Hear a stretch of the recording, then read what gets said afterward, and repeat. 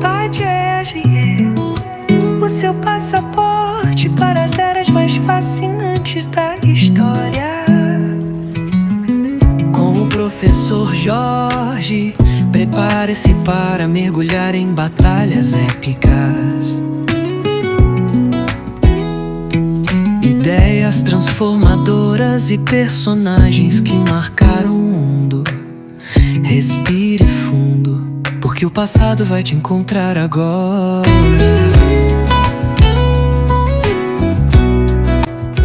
Oi, pessoal. A Ásia, né? Sempre aquele fascínio na Europa.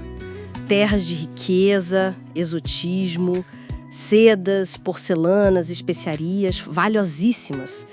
Hoje a gente vai dar uma olhada em alguns fragmentos da história antiga da Índia, China e Japão. E também, claro, nos primeiros contatos com os portugueses, que foram bem marcantes. A ideia é desvendar uns pontos-chave dessas civilizações e como essas interações começaram, né? Foram bem diferentes em cada lugar. Exatamente. E é bom lembrar que a Ásia é imensa, né? Uma diversidade geográfica de povos, religiões, culturas enorme. E a era moderna, com as grandes navegações, foi um momento que, intensificou muito essa busca europeia por rotas marítimas diretas para lá. Legal. Vamos começar pela Índia, então. Uma civilização com raízes muito, muito antigas, certo? Nossas fontes falam de cidades planejadas lá no Vale do Indo. Harappa, Mohenjo-Daro, coisa de 3.000 a.C., mais ou menos. Isso. A civilização harapense. São exemplos, impressionantes de urbanismo antigo, sabe? Eram sociedades agrícolas, com pecuária, mas já tinham um comércio forte de artesanato, joias de pedras preciosas. Era essa riqueza toda, principalmente as especiarias, que depois atraiu os portugueses, né? E a chegada do Vasco da Gama, 1499, parece que foi um sucesso comercial incrível. Dizem que o lucro foi de 400%. Mas esse número aí esconde as dificuldades, né? Com certeza. Esse lucro foi um chamariz potente para a coroa portuguesa, claro, mas o contato inicial foi tenso. O Samorim, que era o governante lá de Calicut, não mostrou muito interesse de cara nas mercadorias europeias. A comunicação era complicada. E aí, os portugueses acabaram usando a força para conseguir estabelecer o comércio. Isso gerou um choque cultural bem grande. Tem relatos do estranhamento dos indianos com os hábitos, até com a higiene dos europeus na época. Foi complicado. E essa presença portuguesa foi só um dos elementos externos naquele período para a Índia, certo? Sim. Um pouco mais tarde, já no século XVI, a região também enfrentou invasões importantes, vindas da Ásia Central. Foram os chamados mogóis, que trouxeram e consolidaram o islamismo como uma força política e cultural bem significativa por lá. Entendi. Saindo da Índia, que teve esse início mais conflituoso, como é que foi a experiência portuguesa na China? Parece que foi um jogo diferente. Foi bem diferente, sim. Os portugueses chegaram lá em 1513, mas a abordagem foi mais cautelosa, sabe? Mais diplomática. Levou um tempão, décadas, na verdade. Mas em 1555 eles conseguiram uma autorização do Império para ter um entreposto comercial em Macau. Isso talvez mostre um pouco da força, da estrutura do Império Chinês daquela época, que vinha de dinastias super centralizadoras como a Qin, aquela que unificou o país, começou a Grande Muralha, e a Han também. Era uma civilização já muito marcada por filosofias como o confucionismo, focado na ética, na ordem social, e o taoísmo, buscando a harmonia. E o budismo, claro, que tinha vindo da Índia, também era super influente. Interessante. E o Japão? Pelo que a gente leu, teve uma influência chinesa forte no começo, mas depois seguiu um caminho bem particular. Exato.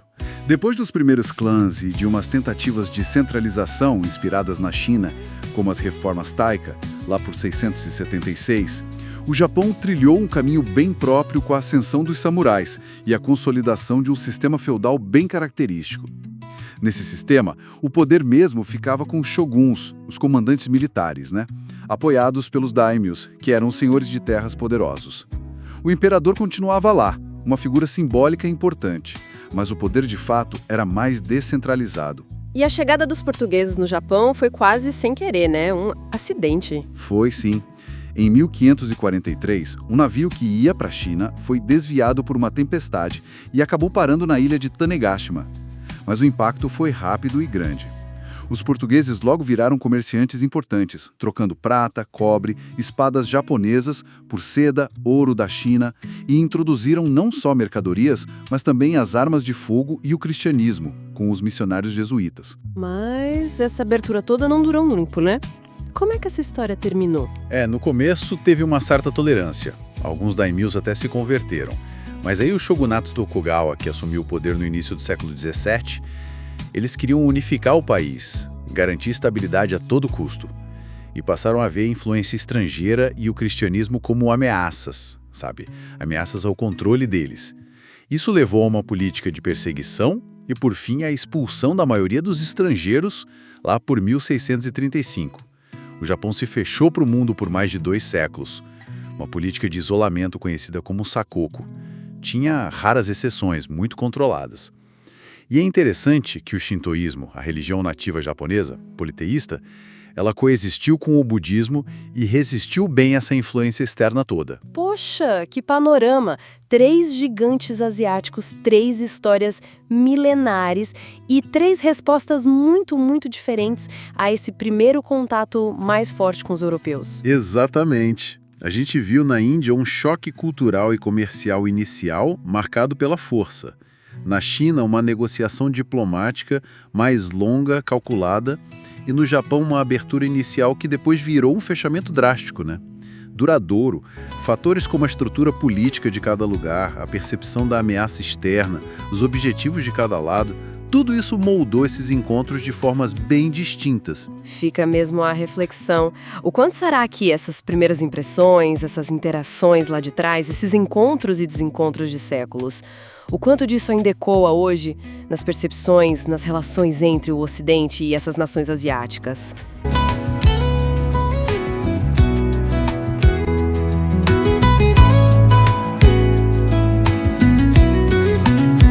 Pátio RG, onde a história ganha voz e sentido. Com o professor Jorge, cada episódio é uma viagem que desperta, ensina e transforma. E lembre-se sempre, cuida da sua vida, cuida da sua história. Até o próximo capítulo no tempo.